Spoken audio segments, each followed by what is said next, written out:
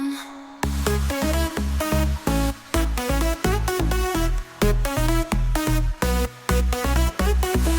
The wellness wave with Tsakiris on 919. It's our regular stand-in guru, Steve Tsakiris. As you know, he is a poet, author, and he is I've been trying to find the right word. You are a... That's a good question. I've been called lots of things. In the case of today's show, I'm a sound therapist. Let's call us a sound therapist. And thank you for always availing yourself and It's a being great willing pleasure. to share your knowledge with us. Great pleasure. Sound therapy. Yes. Give us a little bit of a history lesson. Okay, cool. This is something that I'm really passionate about. It's something I've been involved in for the last 25 years of my life. It's something that's so powerful, extrememely powerful, that there's lots to talk about. I'm going to try and sum it up today. Yeah. And we'll see how we're going to go about doing it. I'm also going to ask our listeners to get, I don't know, do they use pen and paper anymore, or does everybody write on their phones? I think only people our age. Papyrus. We use papyrus, but I really think of people our age use pen and paper. I'd like to invite them to get a pen and paper or their phones ready. Yeah. At the end of the show, I'm going to give out my number because there's an event coming up this Sunday that I don't want them to miss. So I'm just giving them a I heads think up it's so going that to be they remarkable. can get the number. Okay, Yeah. so sound therapy. What is sound therapy? Let's start with who are we and what are we? We are these amazing beings. We are these amazing multidimensional beings. What do I mean by that? I mean, we are a physical body. We have a conscious mind and a subconscious mind. We have emotions and feelings, and we have a spiritual aspect to ourselves as well. Those of us that believe in that kind of thing. We have a soul. Sound therapy, let's go back. Music and sound. Music has been called food for the soul, right? Yes. And it literally is food for the soul. I don't think I've met anybody who doesn't in some way I agree. engage with sound and with music. And by the way, sound therapy is a new term that's come up in the last 20, 30 years. Sound healing has been around since the beginning of time. Ancient cultures and spiritual traditions have always used sound in their practices, whether it is drumming, which is extremely powerful. Yeah, I've even seen movies and historical where drumming was used to motivate people and to get them going in the sound. 100%. And also creates altered states of consciousness. Yes. The whole shamanic tradition is drumming. And drumming is, what is the drum? We have a drum in our chest. We have our heart, our heartbeat. It's the first sound we ever heard as human beings. So no wonder sound has got such a powerful effect on us, because the first thing we ever heard was the beat of our mother's heart. So spiritual traditions, ancient traditions. That's very profound. The didgeridoo, for example, the Aboriginals of Australia used the didgeridoo. Profound instrument, very powerful instrument. In Western culture, hymns, in churches, there is no spiritual tradition that I know that doesn't use some form of sound. So that's kind of the more metaphysical, if you like, or a philosophical aspect. We can approach this from many angles. Let's go scientific for a moment, okay? I said we're multidimensional beings. We have a physical body, we have a brain, we have emotions, we have feelings. Sound has the ability, first of all, our brain has brain waves, which literally are frequencies. They are frequencies that resonate. And by the way, the other thing that's happened in recent years is science has caught up to the ancient traditions. It's now what used to be gobbledygook woo-woo stuff is now being proven by science. What I'm saying here today is based in science. Yeah. Science tells us that everything is a frequency. Everything is a vibration of energy. And so we are... I believe that. We are. I mean, it's measurable. It's not even, debatable anymore. We are frequencies. So our brains have these frequencies, and they're called different brain waves. Just to get technical for a moment, we have beta, we have alpha, we have theta, we have delta, and we have gamma brain waves, okay?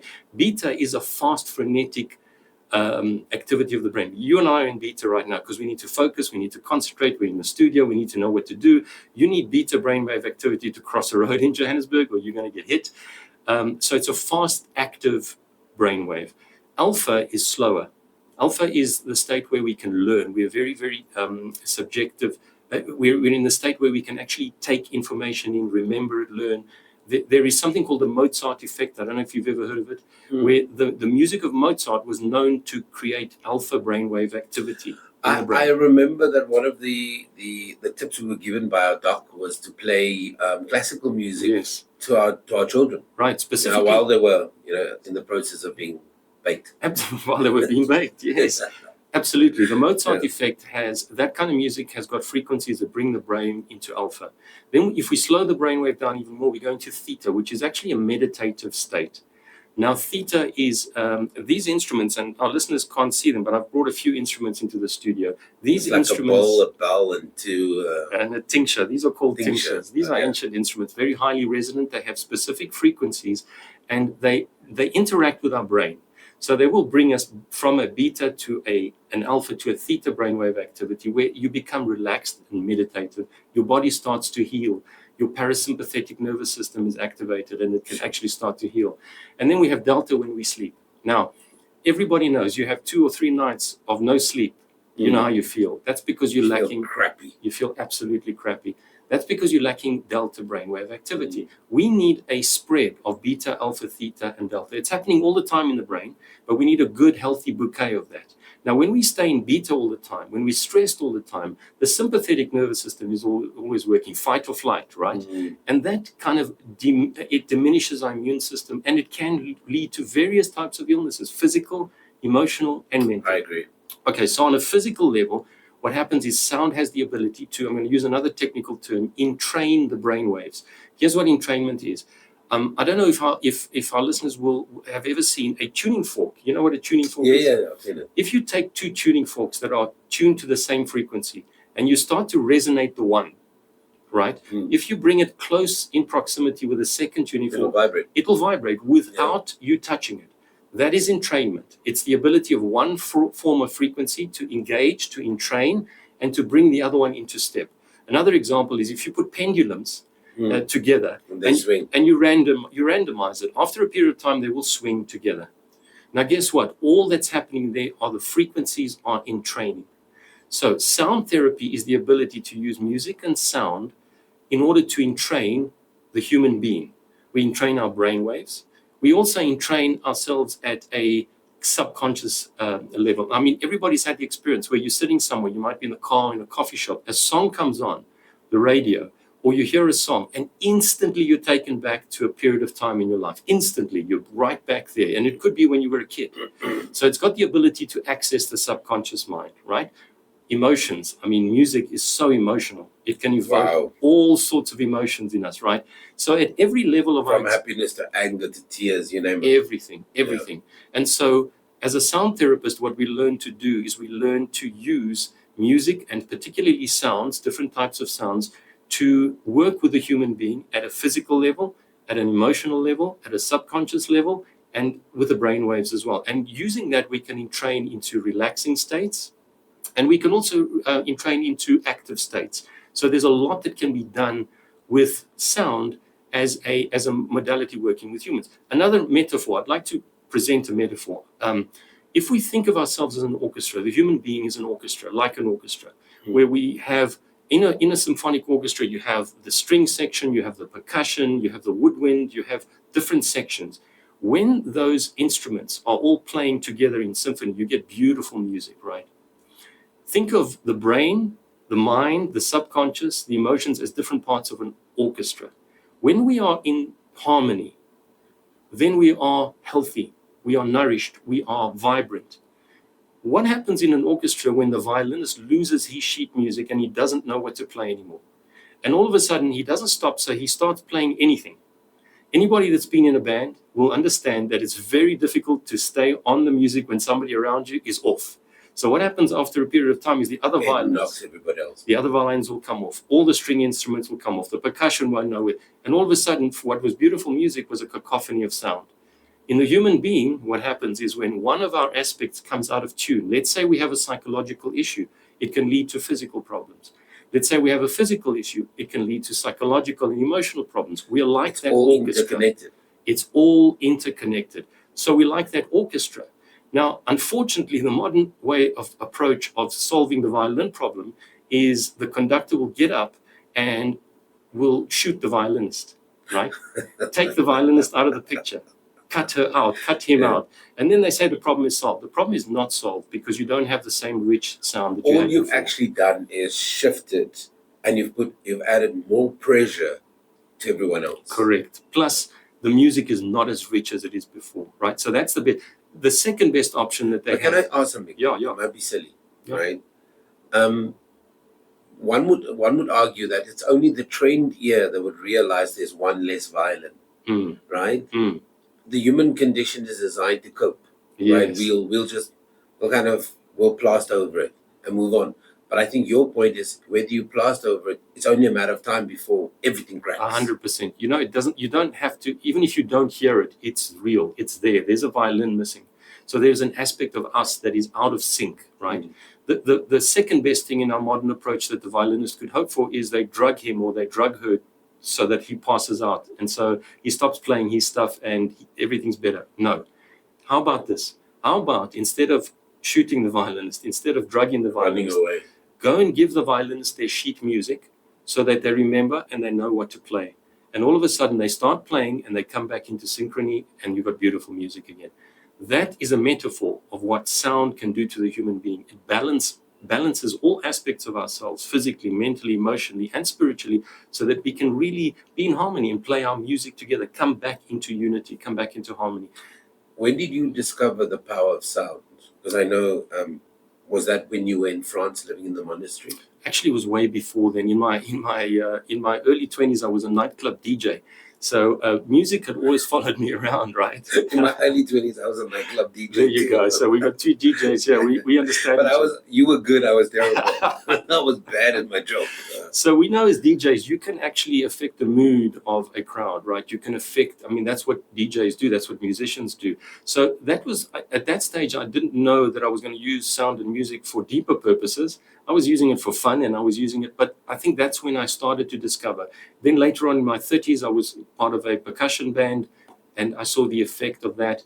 My introduction to sound work was in 2005 in the United States, when I went to Colorado to do something called the Healing Sounds Intensive, where there were 90 of us from all over the planet, and we congregated in a conference and we worked with sound for, I think it was a period of 9 days.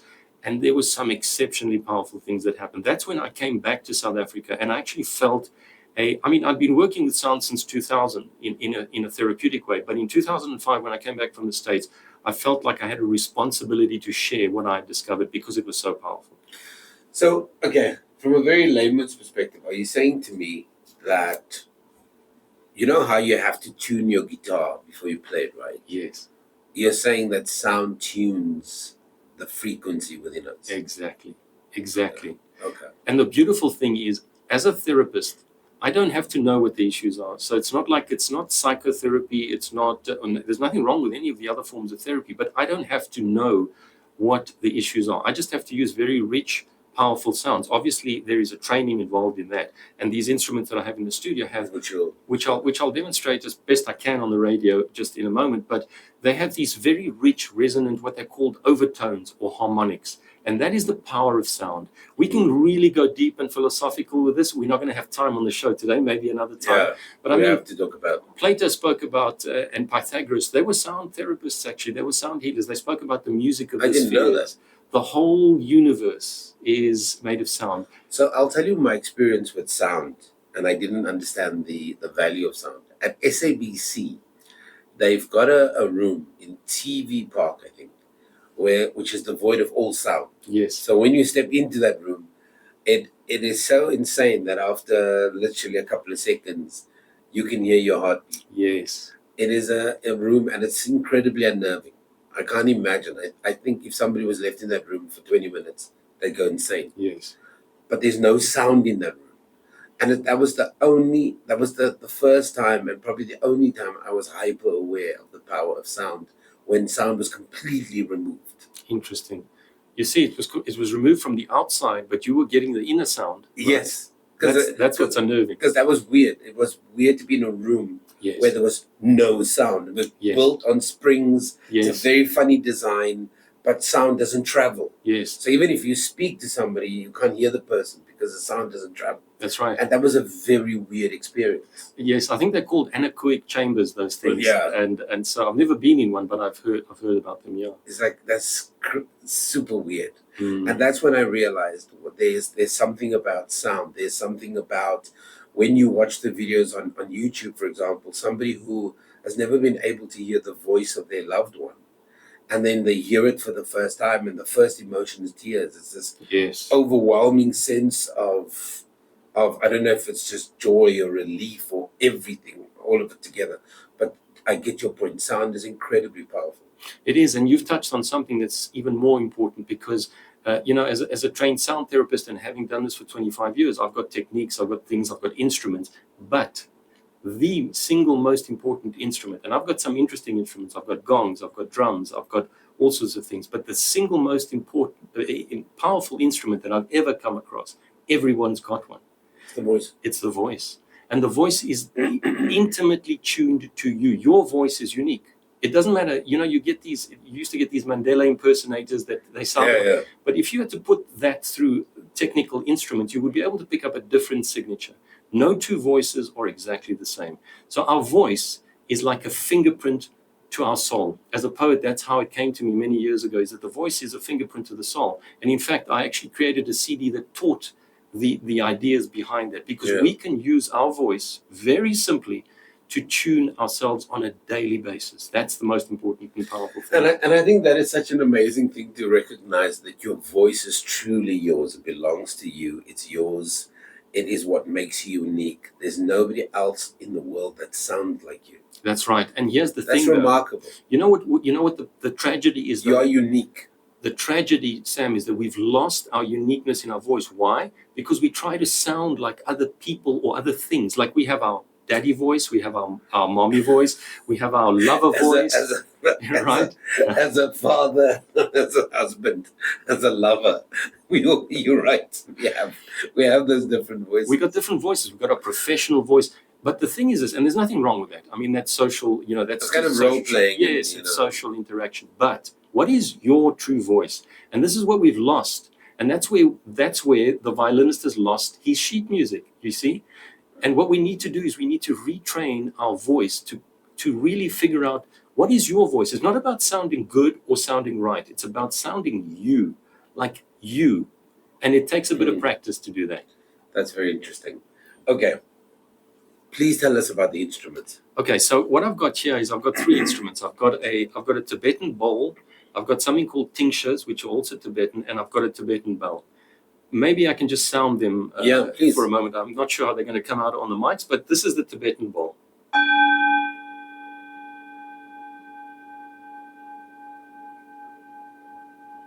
Now this bowl will continue ringing for a long time. And if our listeners can hear, I don't know if you can hear on the headphones, I'm sure you can, but there is a wah, wah, wah, wah, wah, wah sound. It's not a single tone. That is called a binaural beat frequency. And what it does is it entrains with the brainwaves, and it brings us into those alpha, those theta, those delta brainwaves. This is a tincture.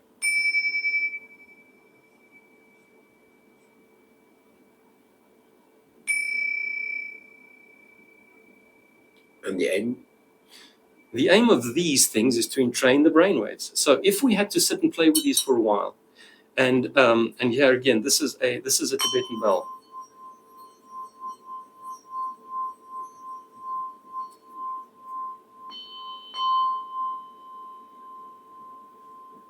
If we had to sit and play with these for just 5 minutes and purely listen to them, and you really need to be in direct contact with these instruments, they don't really carry over microphones too well. They would entrain our brainwaves into the alpha and theta state. We would essentially be helped into a meditative state. You don't have to sit cross-legged. You don't have to close your eyes. You just sit and play with these instruments, and naturally you start to entrain and you become relaxed. It's the same with nature sounds. Nature sounds like waves of the ocean. They have these frequencies that actually help to entrain our brain into alpha and theta. That's why I want to speak about those brainwave frequencies in the beginning. Now, these things were invented thousands of years ago, these instruments. They didn't know about alpha and theta. They didn't have machines to measure brainwaves, but they knew intuitively. That's why I said science is now caught up, and we're able to measure it. I mean, this is not me saying this. If you sit with this bowl and I measured your brainwaves over a period of time, it will change your brainwave activity. It's not messing with you. It's not taking away or disempowering you. It's just helping you to go into a deeply relaxed state. And that's what these instruments are used for. Yeah, that is extraordinary. I feel like it's a masterclass on sound therapy today. And tell us a little bit about, I know we started off, but tell us a little bit about Sunday. We want people to get involved. We want people to come out.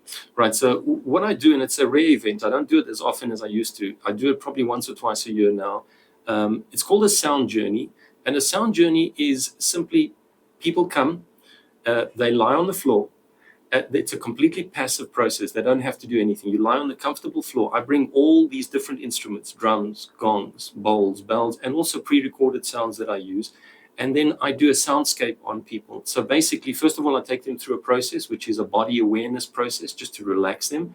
And then for an hour and a half, you sit and you take in these sounds, which are specifically designed. I've been doing sound journeys Sounds like heaven to me. for 25 years. Yes, a lot of people fall asleep, but it still works because it acts on the body, it acts on the subconscious mind. And it's I found that it's an extremely powerful process where I can take 25, 30 people. I don't have to know their issues. If you're tired, this is the perfect thing for you because it will relax you. It will make you feel, it will make you release the tension. And for an hour and a half, I play these instruments and I use specifically recorded sounds over the people. And then there's a process at the end where people come out of it gently and actually come out as new people. Absolutely. Where can we get more information on it? How can they book with you? And also, we've been talking for the last couple of weeks about reflecting. And I think what a great way to usher in your holiday period. What a great way to signal that you're now officially on a break. Yes. And what a fantastic way to kind of walk over that bridge. I think it's a brilliant way to separate yourself from the anxiety of the year and then getting into your best holiday relaxation, reflecting, focusing on kind of this period so that you can be renewed in a way for January. That's the reason why I decided to do it. This is not the best time of the year to do workshops because people are away, and I realize that. But I realize that this has been a tough year.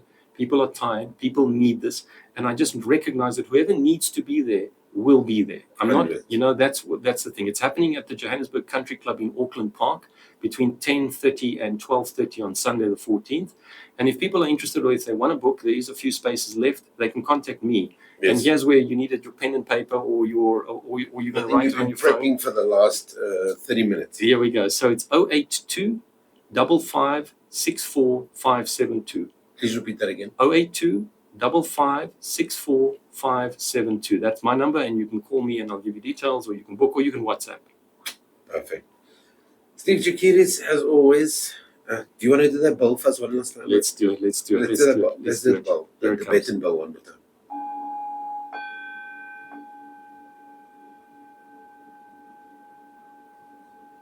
I love that sound. I love it. Okay, as you know, Steve Tsakiris. Please reach out to him. He's got a website as well. You can go to his website. It's very simple. It's stevetsakiris.com.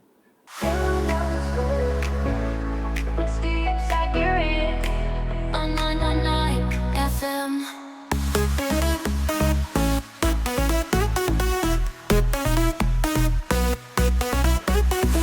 The wellness wave with Tsakiris.